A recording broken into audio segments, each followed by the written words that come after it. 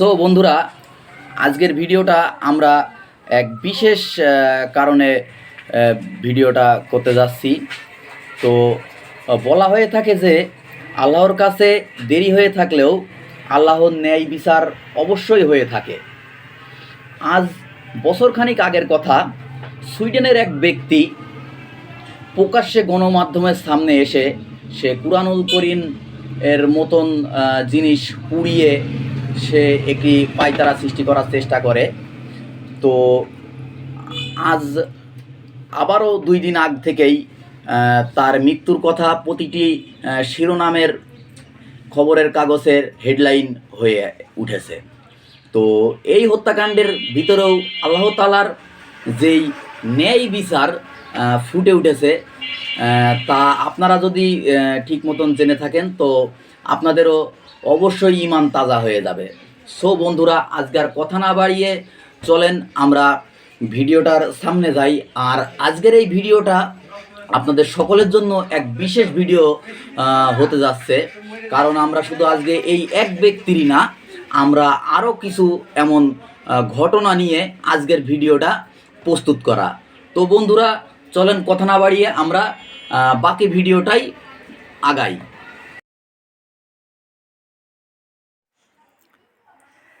যেহেতু আল্লাহ তাআলা কোরআনুল কারিমের দায়িত্ব নিজেই নিয়েছে, তো যে কোনো ব্যক্তি আল্লাহর এই কিতাবের সাথে দুর্ব্যবহার করে বা করার চেষ্টাও করে থাকে, তাহলে স্বয়ং মহান আল্লাহ তাআলা সেই ব্যক্তির হিসাব নিজেই করেন।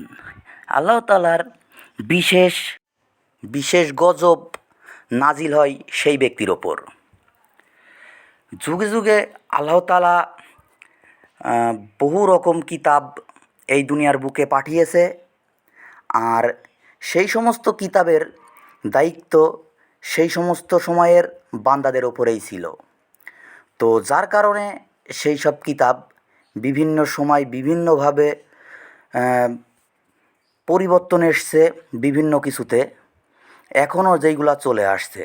কিন্তু এই কোরআনুল কারিম মহান আল্লাহ তাআলা 1400 বছর আগে নাজিল করেছে, তা পৃথিবী ধ্বংস হওয়ার আগ পর্যন্ত, কিয়ামতের দিন পর্যন্ত আর কি এইভাবেই থেকে যাবে। তো এই কোরআনুল কারিমেরই একমাত্র দায়িত্ব আল্লাহ তাআলা নিজেই রেখেছে। তো এই দায়িত্ব যখন আল্লাহ তাআলা নিজেই নিয়েছে, তো তার দেখাশোনার দায়িত্বও আল্লাহ তাআলা স্বয়ং করেন। তো যার কারণে এই কোরআনুল কারিম নিয়ে কেউ কোনো মিথ্যাচার, কোনো রকম কোনো নাশকতা করার চেষ্টা যেইটাই করে থাকুক না কেন, আল্লাহ তাআলা বিশেষ গজব তার উপরে নাজিল করে। সে কোনো না কোনো কায়দায় আল্লাহর এই লালসেই আকৃত হয়। তো আমরা কথা না বাড়িয়ে চলেন যাই সেই দিনের সেই ঘটনায়। ফ্রান্সের সরকারের কাছ থেকে অনুমতি নিয়ে ফ্রান্সের এক বাসিন্দা, যার নাম ছিল সালমান সাওতা মমিকা, তিনি এক ঈদের দিনে প্রকাশ্যে গণমাধ্যম নিয়ে এবং কি তার ফেসবুক লাইভে এসে সে কুরআনুল কারিমের মতন কিতাবকে আগুন দিয়ে পুড়িয়েছিল, যা তাৎক্ষণিকভাবে সারা পৃথিবীর মানুষই দেখে থাকছিল। তো এই ভিডিও দেখার পর সারা মুসলিম জাতির হৃদয় কেঁপে ওঠে। ঠিক তার কয়েক মাস পরেই সেই ব্যক্তির নিজেই তার অ্যাপার্টমেন্টের বসে ফেসবুকে লাইভ করতেছিল। তো লাইভ চলাকালীন সময়ই তার বাসাতে কোনো এক অজ্ঞাত ব্যক্তি এসে তাকে গুলি করে সে জায়গায় মারা যায়। তাৎক্ষণিক আবার সুইডেন পুলিশ তার এই লাইভ চলাকালীন লাইভ দেখতেছিল। তো দেখার পর তখনই তার অ্যাপার্টমেন্টে এসে তাকে মৃত ঘোষণা করে। তো সবচেয়ে বড় কথা হচ্ছে এখানে আল্লাহ তাআলা কখন কিভাবে কার ওপরে আল্লাহর এই খারাপ ছায়া গজব নাজিল করবে তা বোঝাই বড় কষ্ট। তবে আল্লাহ তাআলার বিচার আল্লাহ তাআলা ঠিক নিজে করবেই। আর এমনই ঠিক আর একটা ঘটনা, যা রাশিয়ায় একটি লাইভ ব্রডকাস্ট অনুষ্ঠান চলাকালীন কিছু মানুষ আর এই ইসলাম ধর্ম নিয়ে, কোরআন শরীফ নিয়ে অবমানিত করার মতন কিছু কথা, তারা আল্লাহকে তাচ্ছিল্য করে কথা বলছিল। তো তাদের মধ্যেকার এক মহিলাও এসেছিল, যেই মহিলা অর্ধেক অবস্থায় স্টেজের ওপরে নামাজের মতন সেনসিটিভ বিষয় নিয়ে অঙ্গভঙ্গি করছিল। আর যেহেতু নামাজের মতন অঙ্গভঙ্গি স্টেজের সামনে করছিল, স্টেজের সামনে সমস্ত দর্শকরা তা দেখে হেসে গড়িয়ে লুটোপুটি খাচ্ছিল। ইতোমধ্যে নামাজের মতন একটি বিষয়, সেনসিটিভ বিষয় নিয়ে যখনই তাচ্ছিল্য করছে, মজা ঠাট্টা করছে, আল্লাহ তাআলার এই জিনিসটা ভালো লাগেনি। তো তখনই তার সাথে, সেই মেয়েটার সাথে তার এক পালিত কুকুরও এসেছিল। তো সেই কুকুরটা তাৎক্ষণিকভাবেই সেই মহিলাটার গর্দানের ওপর কামড় দিয়ে বসে। আর যতক্ষণ না সেই মেয়েটার শেষ নিঃশ্বাস না বের হয়, ততক্ষণ সেই কামড় সে ছাড়ে না। তো ইতিমধ্যে সেখানকার সিকিউরিটি গার্ডরা সেই কুকুরটাকে কোনোভাবেই ছাড়াতে পারছিল না সেই মহিলাটার কাছ থেকে। তো তারপরে সেই কুকুরটাকে একটি সেন্সলেস গুলি ফায়ার করা হয় আর কি। তারপরে সেই মেয়েটিকে সেখান থেকে হসপিটালে নিয়ে যাওয়া হয় অর্ধ মরা অবস্থায়। তো তারপরের আর সেই মেয়েটার বিষয়ে অতটা জানাও যায়নি কি হয়েছে না হয়েছে। কারণ আপনারা সবাই জানেন, রাশিয়া খুবই সেনসিটিভ একটা দেশ, যাদের ভিতরকার কোনো কথাই বাইরে, তারা দেশের বাইরে বেরাতে দেয় না। তো যার কারণে এই মেয়েটিকে নিয়ে বেশি মাতামাতিও আর হতে দেখা যায়নি আর কি। তো আল্লাহ তাআলা ইসলাম এমনভাবে কায়েম করেছে আমাদের, নামাজ, কোরআন শরীফ, ইসলামের কোনো না কোনো অবমাননা করা, হাসি ঠাট্টা করা, তাচ্ছিল্য করা, তার সাথে যুগের পর যুগ আল্লাহ তাআলা ঠিক এভাবেই তার লালস আক্রোশ ঢেলে দেয়। ঠিক এমনই একটি ঘটনা থাইল্যান্ডের এক সুন্দরী মডেলের সাথে হয়েছিল। তিনি তার মা একসাথে মার্কেট করতে গিয়েছিল। ঠিক তখনই তার মা ইসলাম চর্চা করার জন্য একটি কোরআনুল কারিম, ইসলামের একটি কপি কেনে। তো তখনই সেই মডেল তার মাকে বলে, তুমি যত খুশি তত শপিং করো, আর তোমার জিনিসপত্রগুলো আমার কাছে দাও। তো এই মডেলের মনে যে ইসলাম নিয়ে এত আক্রোশ ছিল, এত ঘৃণা ছিল, সে তার মাকে বাজার তো করতে ঠিকই দিল, কিন্তু বাড়ি ফেরার আগে ইসলামের কপিটা ঠিক এমনই একটি স্থানে, নোংরা একটা স্থানে ফেলে থুয়ে গেল, তার বলার মতো নাই। তো ঠিক তারই পরে যখন তারা বাড়িতে যায়, তার পরপরই সেই সুন্দরী মডেলের ওপরে আল্লাহ তাআলার গজব নাজিল হওয়া শুরু হয়। তার চোখের মণি বাইরে বেরিয়ে আসছিল, তার হাত পা দুটো ন্যাংরা হয়ে যাচ্ছিল, এমন আরও বিশেষ বিশেষ অঙ্গভঙ্গি তার ভিতরে আসছিল। তিনি যেহেতু থাইল্যান্ডের একটা নামকরা নামি দামি মডেল ছিল, তার একটি লাইভ শো থেকে ডাক আসে। তো তিনি সেই লাইভ শোতে বসেই তার বিভিন্ন রকম অঙ্গভঙ্গি করছিল, যা দর্শক শ্রোতারা দেখে বলছিল তার উপরে নাকি জিন্নাতরা নাজিল হয়েছে। তো তখনই আবার তার কিছু কিছু অনুসারীরা তার এই ঘটনা জানতো, তখন তারাও বলে, না, সে হচ্ছে ইসলাম ধর্মের কোরআনুল কারিমের সাথে বেইজ্জতি করার জন্য আল্লাহ তাআলা তার দুনিয়ার বুকেই সবার সামনে এইভাবে বেইজ্জতি করলো। তো যুগের পরে যুগ এমনই হয়ে আসছে, মহান আল্লাহ তাআলার এই বিশেষ বাণী কোরআনুল কারিম বা ইসলাম ধর্ম নিয়ে যারাই কটূক্ষ করবে, অবমানিত করবে, হাসি তাচ্ছিল্য করবে, তার সাথে আল্লাহ ঠিক কোনো না কোনো কায়দায় ঠিকই তার উপরে আল্লাহর এই ভয়ঙ্কর কালো ছায়া নাজিল হবে। তো বন্ধুরা, ঠিক এমনই আর এক ঘটনা আর এক যুবক ছেলের সাথে হয়েছিল। সে এক পেট্রোল পাম্পে কাজ করত, আর তার পাশাপাশি সে ট্রাক চালানো শিখছিল। এমন সময় সে একদিন তার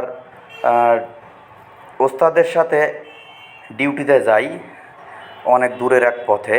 তো যেতে যেতে ছেলেটার আর কি খিদা লেগে যায়। তো তার ওস্তাদকে বলে, ওস্তাদ আমার তো খুব খিদে পেয়েছে, এমন গাড়িটি সাইড করেন, একটু খেয়ে নিই। তো তার ওস্তাদ বলে, বেটা একটু সহ্য করো, সামনে কোনো হোটেল আর মসজিদ একসাথে পেলে ঠিকই নেমে আমরা খেয়ে নেব।